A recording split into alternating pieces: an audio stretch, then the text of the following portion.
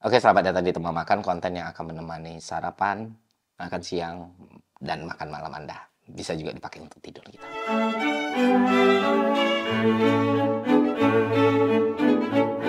Oke, sebelum kita lanjut, gue mau mempromosikan dulu satu aplikasi yang sudah sangat membantu perkembangan channel ini, apalagi kalau bukan Nanofest. Nah, di era digital, itu peluang yang ada jauh bertambah.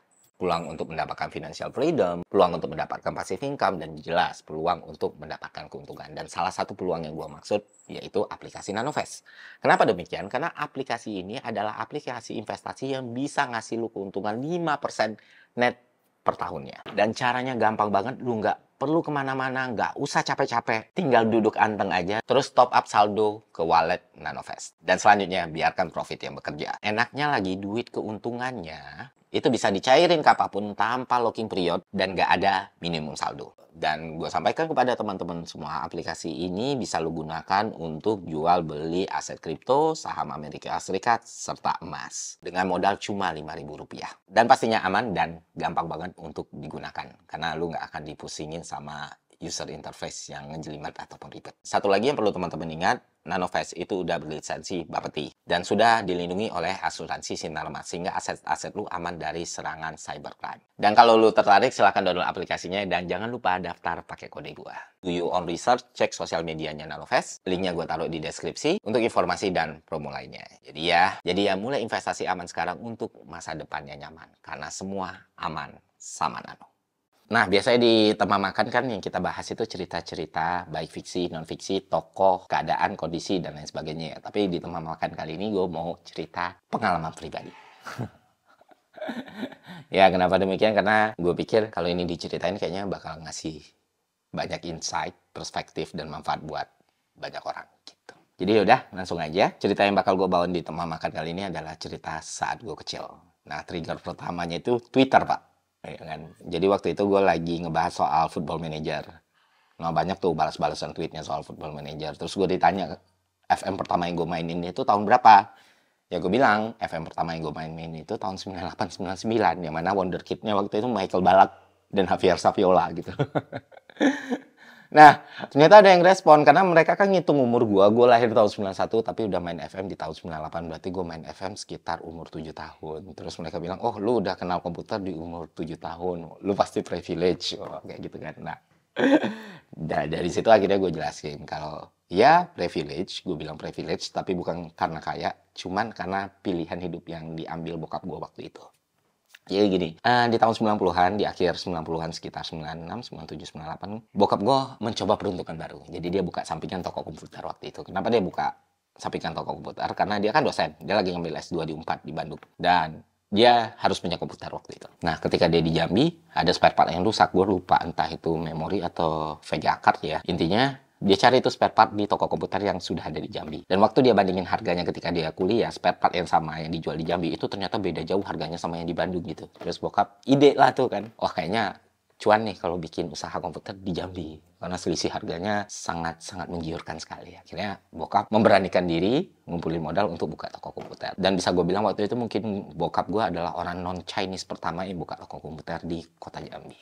Nah dari situlah titik awal gue ke-trigger untuk nyeritain ini, karena gue ngomong kayak gitu di Twitter. Akhirnya gue mengenang nih masa-masa gue di usia 5-8 tahun. Terus, wow, ternyata di periode itu ada satu pengalaman hidup yang sampai sekarang bahkan berdampak buat kehidupan gue. Singkat cerita, gue tuh masuk TK umur 4 tahun. Nah, dari umur 4 tahun, itu gue udah menunjukkan sesuatu yang orang anggap nggak biasa lah untuk orang seumuran itu atau anak seumuran itu gitu. Di umur 4 tahun gue udah lancar membaca, dan yang gue baca bukan tulisan-tulisan atau huruf per huruf, tapi kalimat, paragraf, dan lain sebagainya. Dan bahkan di umur 4 tahun, kalau kata nyokap ya bacaan favorit gue ya koran gitu, koran lokal namanya Jambi Independent. Nah, gue udah bisa baca di umur 4 tahun, gue udah bisa berhitung di umur 4 tahun, dan akhirnya orang tua gue memutuskan untuk masukin gue ke TK, karena ngerasa gue udah punya kapabilitas untuk menempuh pendidikan waktu itu. Taman kanak-kanak. Walaupun usia belum sampai 5 tahun nih. Nah, di tahun segitu gue masuk TK. Dan ternyata waktu di TK gue nggak betah. Jadi gue cuma TK itu 3 bulan. Dan waktu itu gue mogok dan nggak mau lagi masuk ke TK. Bokap nanya kenapa nggak sekolah. Ya gue kesel. Kenapa kesel? Karena nilai gue jelek terus. Gue masih inget banget.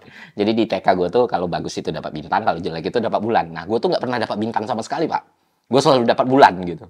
Kenapa demikian? Karena kan biasanya tugas di TK itu lu disuruh mewarnain gambar kan ya. Nah, setiap mewarnain, gue tuh nggak pernah warna gue tuh di dalam garis, selalu berantakan kemana-mana. Dan gue juga nggak tahu faktornya kenapa. Apa emang gue orang yang berantakan sekali atau karena beberapa tahun kemudian waktu gue mau kuliah gue baru sadar gue buta warna. Intinya gue sangat tidak bisa mewarnai.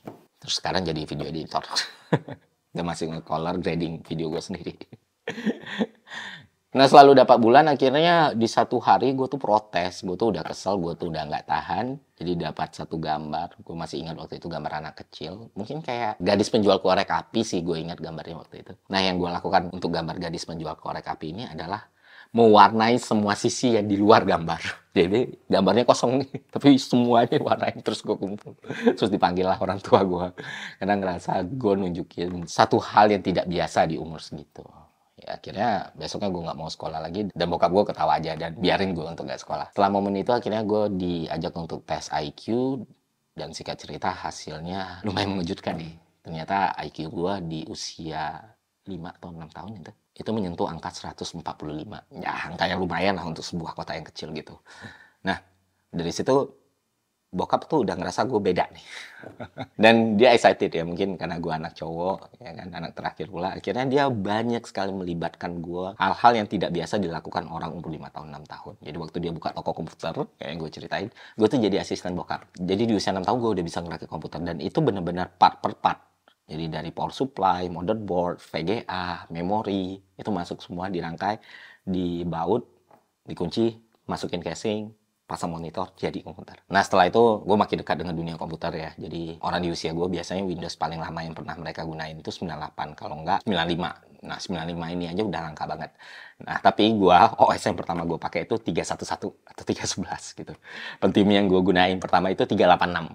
486, 586 gitu. 386 terus naik ke 486. Dan ya kalau kalian kenal komputer udah langsung tahu Office, dulu tuh gue pakainya WS dan Lotus gitu. Dan kalau lu buka internet di tahun 2000-an awal, search engine default tuh bukan Google, Pak. Gue ingat banget. Kalau nggak MSN, ya Yahoo. Nah, itulah gue mengenal internet era itu di usia yang sangat kecil. Nah, karena gue tinggal di kota kecil dan komputer itu masih jadi barang yang tersier banget, barang yang mewah banget, nggak semua rumah punya komputer. Jadi gue sering diajak bokap untuk nge-service komputer atau masang instalasi, atau bahkan masang jaringan. Nah, pertama-tama dibawa, ujung-ujungnya gue sendiri yang berangkat. Paling ditemenin sama om gue berangkat sendiri. Dan setiap gue berangkat, misalnya di kantor, orang kaget gitu, teknisinya kok anak kecil gitu, dan mereka berdecak kagum melihat itu tuh kayak miracle.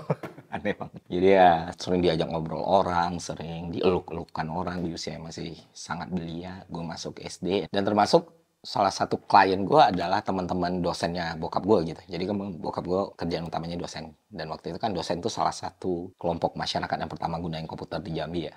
Dan mereka masih bingung gunainnya kayak gimana. Jadi abis sekolah gue sering ke tempat-tempat dosen ini ngajarin mereka ngoperasiin OS, nginstal program, ngapus virus, dan lain sebagainya di tahun segitu.